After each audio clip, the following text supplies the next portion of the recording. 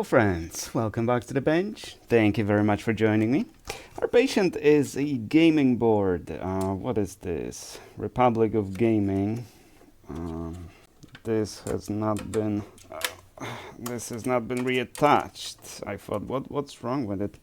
It's crooked. But that's not a problem. It has a back plate, so it's a little bit of hassle to remove it. There is a little piece that broke off of something. Not sure where that came from. There's gotta be some piece of plastic missing somewhere. Or it's from something else, who knows? Maybe it's not from the board. Because it's very crumbly. No, this isn't plastic. This is thermal compound. The thermal paste or the pad that just disintegrated. It's a 1700 socket, which looks like this. There's plenty of mangled pins. There's probably some missing. Looks like there's a missing pin over there. So there's plenty of damage. This definitely would not be considered a viable option for a surgery. Now, this is not what the problem with the board is, actually. I mean, it is because the board is here for the socket replacement, but look at here. So this cap is going to explode. This cap is going to explode. This cap is going to explode, and this cap is going to explode, and this one will possibly explode.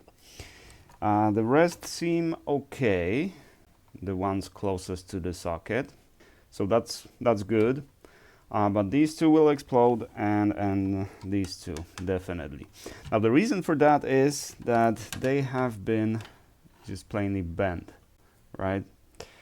During the removal of the heatsink or something, maybe a screwdriver, maybe something, or maybe the heatsink was bigger than this board allows. It happens, and the technician had to kind of bend these to install it, or it was basically tight fit and they were just pushed. But they can go not this way. They can bend this way, but not this way. So that means one of the terminals is a little loose now, which in turn means that once we heat them up, the pressure inside the cap will build up. And if the cap is fine, it should be fine, because it's around 205 degrees that we're going to put on the top, and this is slightly away from the socket, so they're going to experience maybe 190, 195 degrees, and that usually is fine. That's fine for the caps. I mean, not repeat exposure, obviously, but for the duration of the procedure, this is perfectly fine. But on this one, we're going to see the explosion most likely. Now, the customer requested a Foxconn socket, but then as we wrote back and forth, he figured, just replace it with whatever you think is gonna work. Now, I have no problem replacing sockets with Foxconn socket. I mean, I do it rarely because they're more expensive, and they come with lead-free solder, which is a little more difficult. By difficult, I don't mean difficult to do. It's just you have to heat up the board a lot higher than what you do for leaded solder, obviously. Also, the way the solder flows and the way it holds after a while.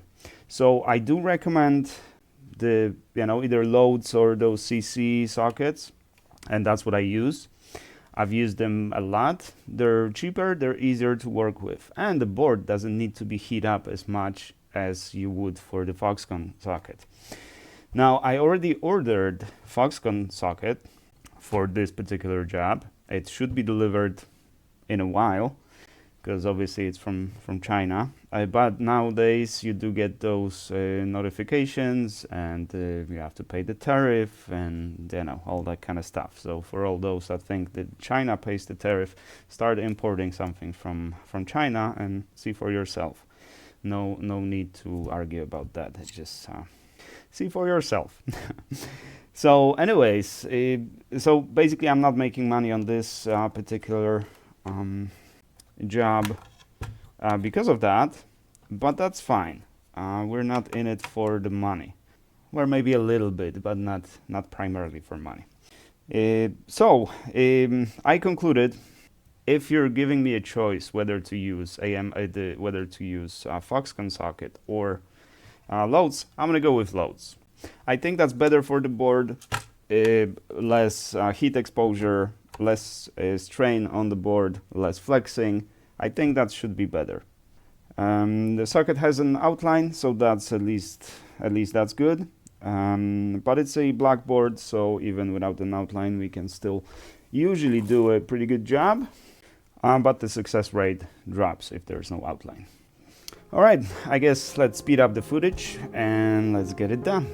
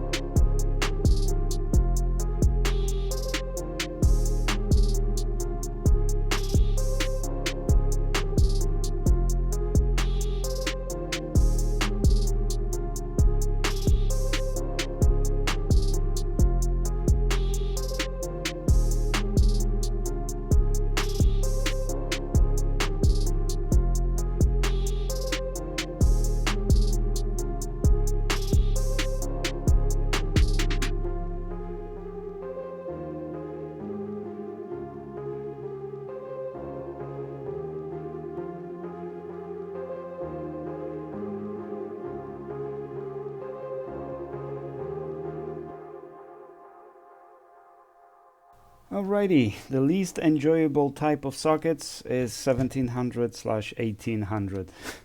And I didn't move the cap when I removed the socket, but when I was applying the solder, the leaded solder, of course the socket, as the board kind of warps, there's a little depression in the board, right? So obviously the solder is gonna flow towards the cups, and a big blob went to the cups and touched the cups, so I had to remove that. But I didn't move the cups per se, so not too bad. So everything essentially went okay.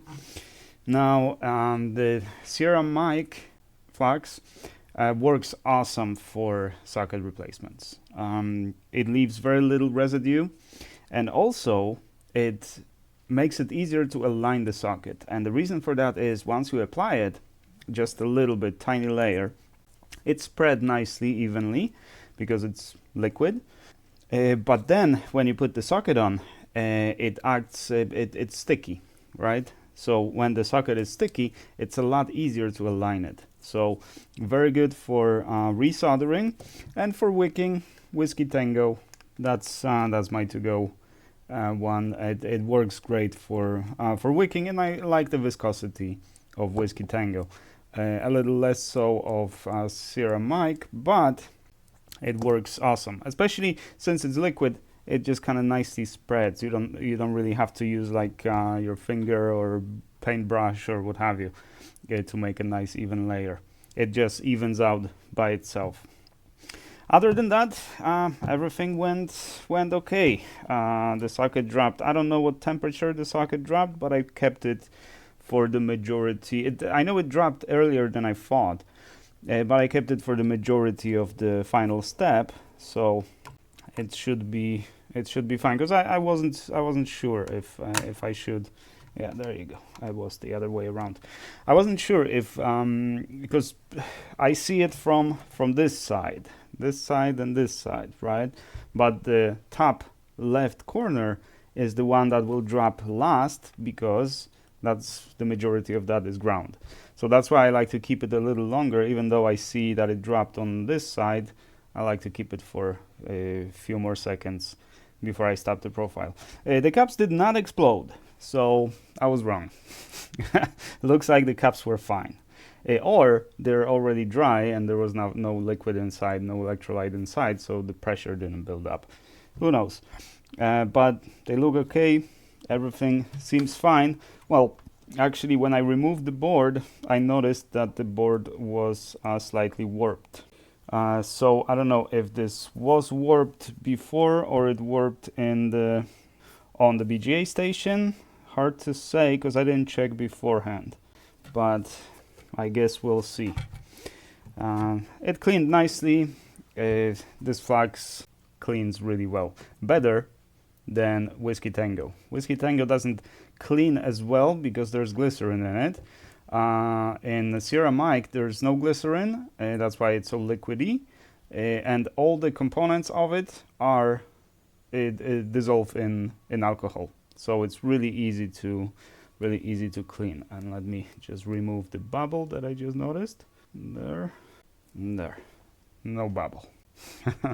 It's easy to remove bubbles from this because it's primarily liquid. Alrighty, that'll do. Thank you guys very much for watching, and I shall see you guys in the next one.